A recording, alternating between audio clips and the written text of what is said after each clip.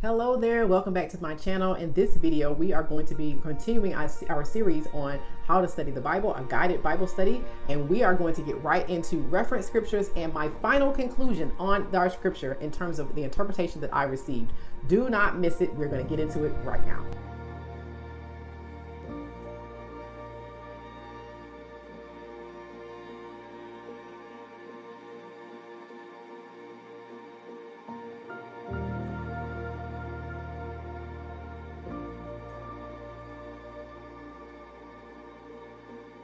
Okay, so some of the reference scriptures that I found is and there are multiple reference scriptures. So what I like to do is when I'm looking up reference scriptures, I'm looking at the ones that most closely relate to what I hear God saying, right?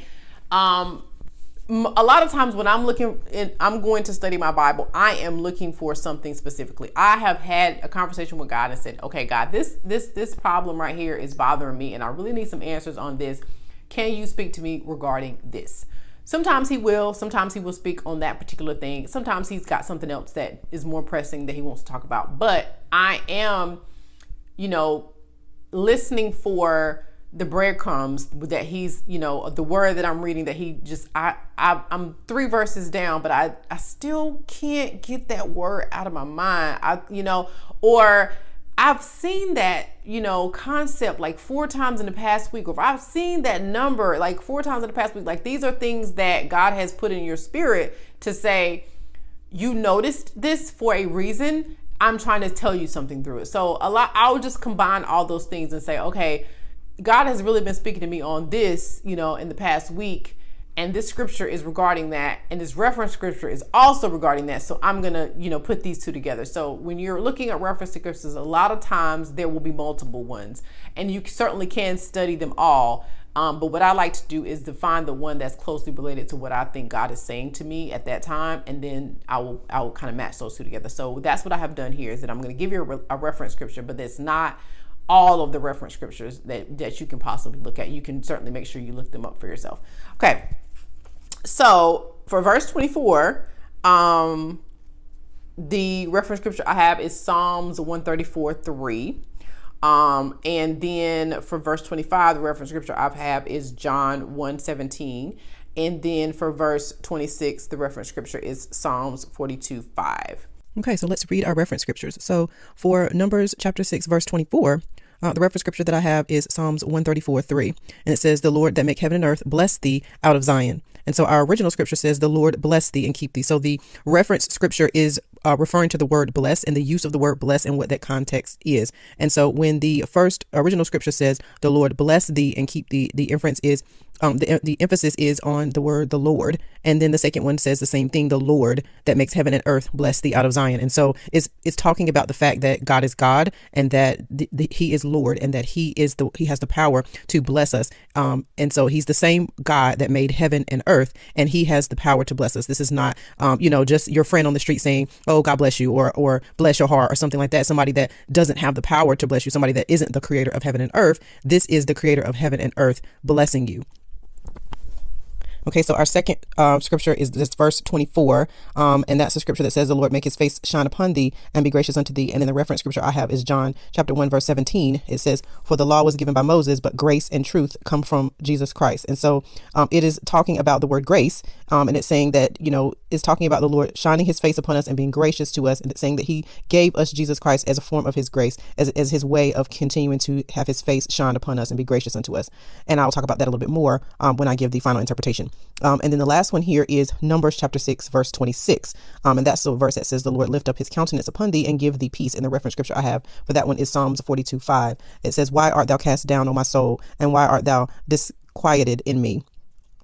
Hope thou in God, for I shall yet praise him for the help of his countenance. And so it's talking about, when someone says that their soul is cast down, it's saying basically that they're depressed. And it's saying, why should I be depressed when I can praise God and when he continues to shine his face on me and shine his countenance upon me? And so it's basically a way of encouraging yourself to remember that, the Lord lifts up his countenance upon thee and gives you peace. And so you don't have to be depressed. You don't have to be sad. So those are the reference scriptures that I received for this verse. And you can certainly see how it helps you be able to interpret the scriptures easier and to be able to better understand what they're saying and even get a broader interpretation and get more meaning out of what the scripture is saying when you compare scripture to scripture. So what we want to do now is we're at the home stretch.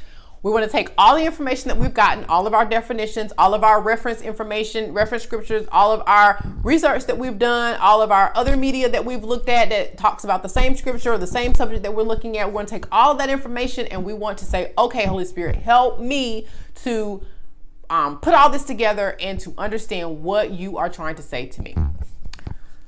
So here is the final conclusion that I came up with. That I came to when reading this scripture. For verse 24, what I heard God saying to me is that God blesses us and he keeps us by reigning over our circumstances and by gifting us with his presence, his care, and his favor. So that's what I heard God saying to me, is that I reign over your circumstances. You don't have to go through things and have things happening to you where it is what it is, and you just, there's nothing you can do. You just throw your hands up and it's just, life is life. And that's not how it works. When I bless you, I am committing to reigning over those circumstances and always working them out for your good, right? There's a saying that says that if it isn't good, then he's not done. And that is so true, that if you're in a situation where you're saying, I don't see any good out of this, that just means God's not finished yet.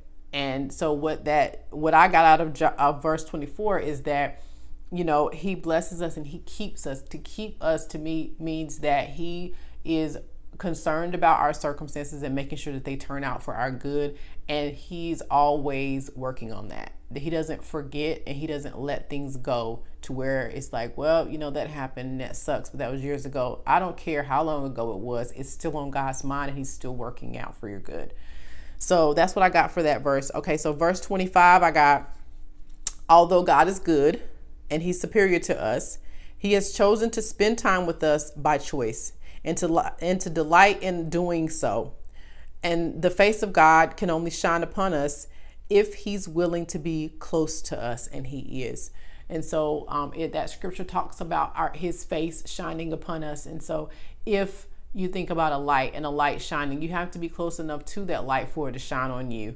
And so, or same thing with the sun. When the sun shines, you can't be in the shadow or under a tree and it's not going to shine on you. And so God is basically saying, I am committed to being close enough to you where my face will shine on you. And I'm committed to, making sure that I, seek to be close to you.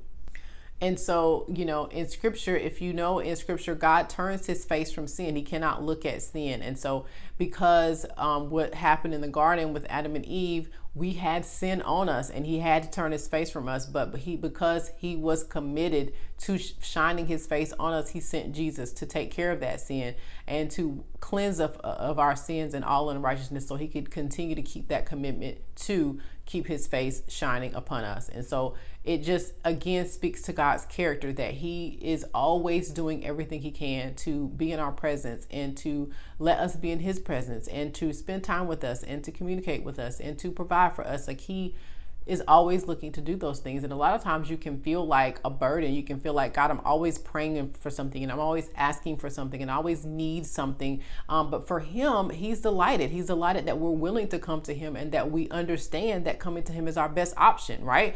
And so for him, he doesn't get tired of us asking for things, right?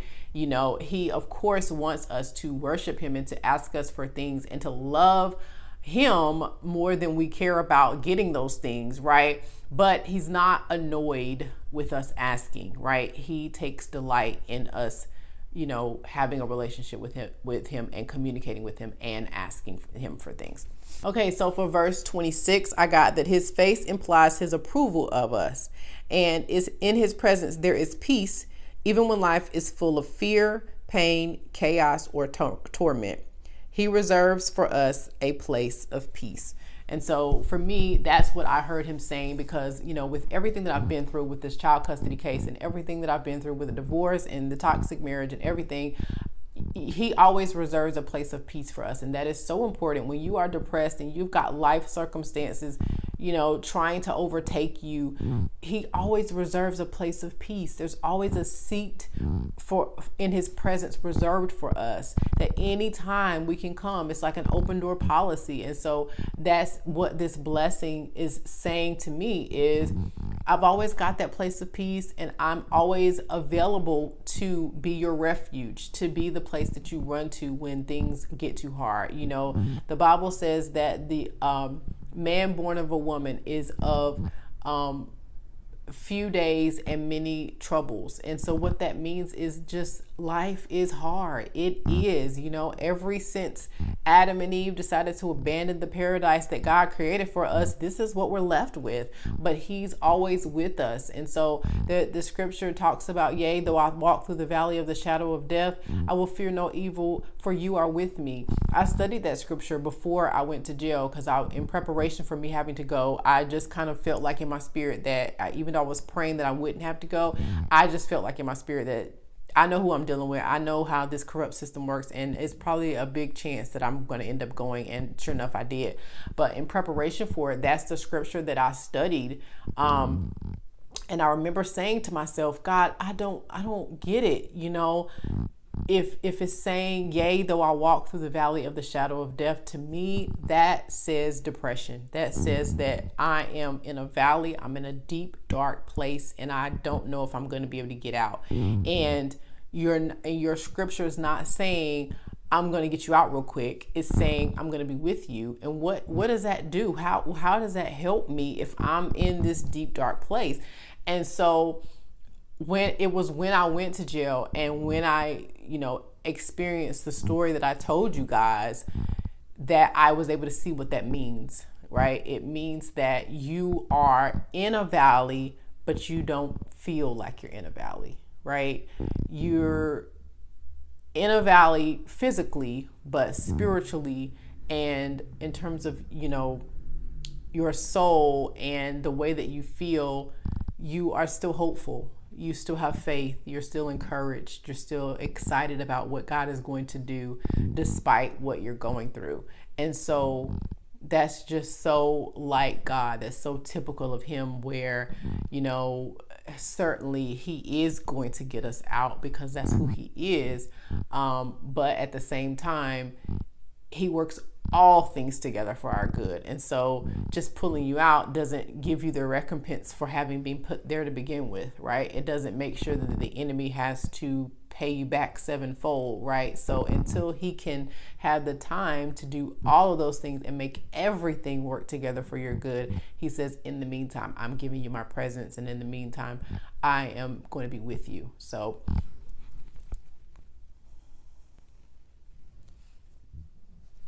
okay, so I hope you got something out of this. I hope you enjoyed our Bible study together.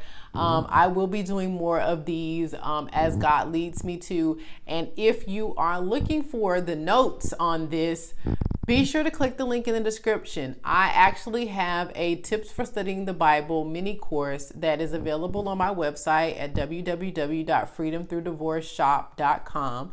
And you can purchase that course. And I actually have some Bible study notes pages on there for you to be able to take notes when you do your Bible studies. And I have actually used one of those pages to take the notes for this Bible study that we have been doing.